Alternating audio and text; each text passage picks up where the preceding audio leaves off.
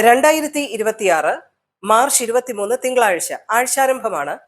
പശ്ചിമേഷ്യയെ സംബന്ധിച്ചിടത്തോളം ഇന്നത്തെ ദിവസം വളരെ പ്രധാനപ്പെട്ടതാണ്. ഹോർമൂസുമായി ബന്ധപ്പെട്ട് ഇറാന് അമേരിക്ക നൽകിയിരിക്കുന്ന 48 മണിക്കൂർ അന്ത്യശാസന കാലാവധി ഇന്നാണ് അവസാനിക്കുന്നത്. ഹോർമൂസ് കടലിടുക്ക് 48 മണിക്കൂറിനകം പൂർണ്ണമായും തുറന്നു നൽകിയില്ലെങ്കിൽ ഇറാനിലെ പവർ പ്ലാന്റുകൾ മായ്ച്ചു കളയും എന്നാണ്, ഒബ്ലിറ്ററേറ്റ് ചെയ്ത് കളയും എന്നുള്ള വാക്ക് അദ്ദേഹം ഉപയോഗിച്ചിരിക്കുന്നു. തകർത്ത് കളയും എന്നാണ് US പ്രസിഡന്റ് ഭീഷണി മുഴക്കിയിരിക്കുന്നത്. ഈ കാലാവധിയാണ് ഇന്ന് അവസാനിക്കുന്നത്. ഇറാൻ ഹോർമൂസ് കടലിടുക്ക് തുറന്നു നൽകുമോ അതോ പ്രത്യാക്രമണത്തിന് മുതിരുമോ എന്നതടക്കമുള്ള ആശങ്കകൾ ശക്തമാവുകയാണ്. പശ്ചിമേഷ്യൻ സംഘർഷം ഒരു വശത്ത് ഒരു പ്രത്യേക ഘട്ടത്തിലെത്തി നിൽക്കവേ GCC രാജ്യങ്ങളിലേക്കുള്ള മിസൈൽ ആക്രമണം ഇറാൻ തുടരുന്നതുകൊണ്ട് അബുദാബിയിൽ ഇന്ന് മിസൈൽ ഇന്റർസെപ്ഷൻ അടക്കമുള്ള ഒരു സംഭവം ഉണ്ടായപ്പോൾ ഒരു ഇന്ത്യക്കാരന് പരിക്കേറ്റു എന്നുള്ള വാർത്തകൾ ഇപ്പോൾ പുറത്തു വരുന്നുണ്ട്. അബുദാബിയിലെ അൽ ഷവാമക് ഏരിയയിലാണ് മിസൈൽ അവശിഷ്ടങ്ങൾ വീണ ഒരു ഇന്ത്യക്കാരന് പരിക്കേറ്റതായി അബുദാബി മീഡിയ ഓഫീസ് അറിയിക്കുന്നത്.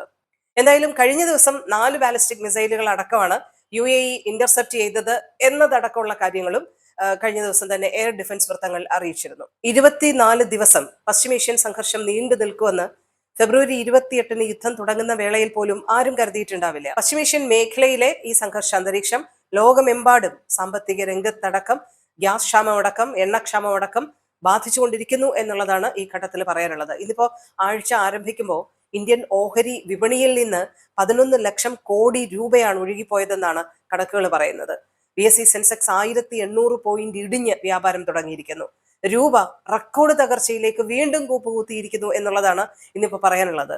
ഒരു ഡോളറിനെതിരെ 93 രൂപ 22 പൈസ പുതിയ തകർച്ചയാണ്, പുതിയ താഴ്ചയാണ് അതിലേക്ക് നിവദിച്ചിരിക്കുന്നു. LPG ക്ഷാമമടക്കം വളരെ രൂക്ഷമാണ്.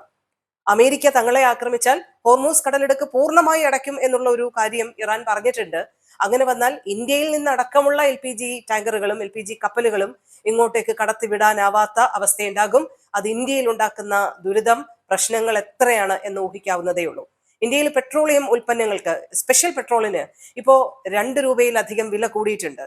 സാധാരണക്കാർക്ക് അതത്ര പൊള്ളലേൽക്കാത്തത് നമ്മൾ സാധാരണ ഉപയോഗിക്കുന്ന പെട്രോളിന്റെ വിലയിൽ മാറ്റമുണ്ടാകാത്തത് കൊണ്ടാണ്. പക്ഷെ എത്ര കാലം ഇന്ത്യക്ക് എങ്ങനെ പിടിച്ചു നിൽക്കാൻ പറ്റും എന്നുള്ള ഒരു കാര്യം നോക്കി കാണേണ്ട കാര്യം തന്നെയാണ്.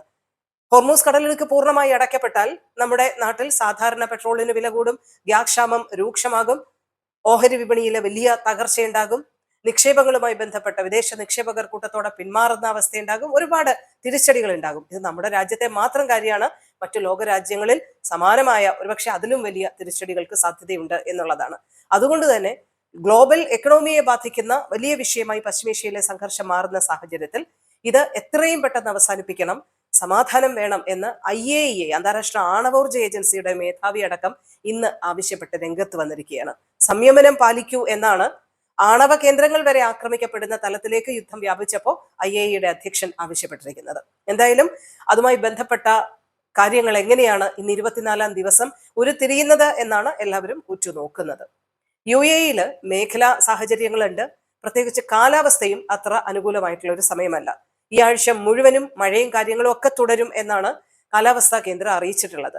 മഴ മാത്രമല്ല, കാറ്റുണ്ടാവും, ഇടിയോടുകൂടിയ മഴയ്ക്ക് സാധ്യതയുണ്ട്. ചില മേഖലകളിൽ, പല മേഖലകളിലും പല ഇന്റൻസിറ്റിയിലുള്ള മഴ പെയ്യുമെന്നാണ് കാലാവസ്ഥാ കേന്ദ്രം പറഞ്ഞിട്ടുള്ളത്. അപ്പൊ അതിനാവശ്യമായിട്ടുള്ള ജാഗ്രത കാര്യങ്ങളും ഒക്കെ വേണം. ഡ്രൈവ് ചെയ്യുമ്പോൾ സൂക്ഷിക്കണം. അക്കാര്യങ്ങളെല്ലാം നമുക്ക് ഈ ഒരു സമയത്ത് നമ്മൾ ഓർമ്മപ്പെടുത്തുകയാണ്.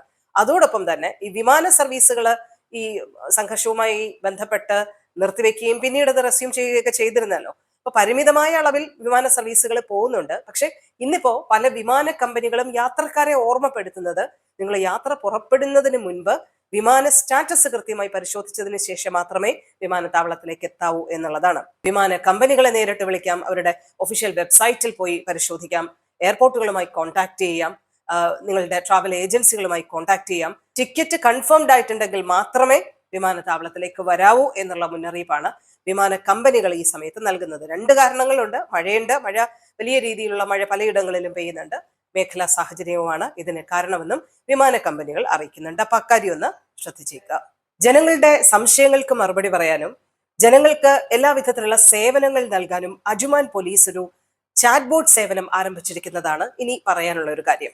അടിയന്തര ആവശ്യങ്ങൾ ഒഴികെയുള്ള എന്താവശ്യങ്ങളും നിങ്ങൾക്ക് അജ്മാൻ പോലീസിന്റെ ഈ ചാറ്റ് ബോട്ടുമായി സംവദിച്ച് മനസ്സിലാക്കാൻ പറ്റും. 800901 ഈ നമ്പറിലുള്ള വാട്സപ്പിലേക്കാണ് നിങ്ങളുടെ സംശയങ്ങൾ നിങ്ങൾ ചോദിക്കേണ്ടത്. ജനങ്ങൾക്ക് കൃത്യമായിട്ടുള്ള സേവനം ഉറപ്പ് നൽകാൻ ഈ ചാറ്റ് ബോട്ട് സംവിധാനം സഹായിക്കുമെന്ന് അജ്മാൻ പോലീസ് പറയുന്നുണ്ട്. അപ്പൊ നമ്പർ മറക്കണ്ട, 800901.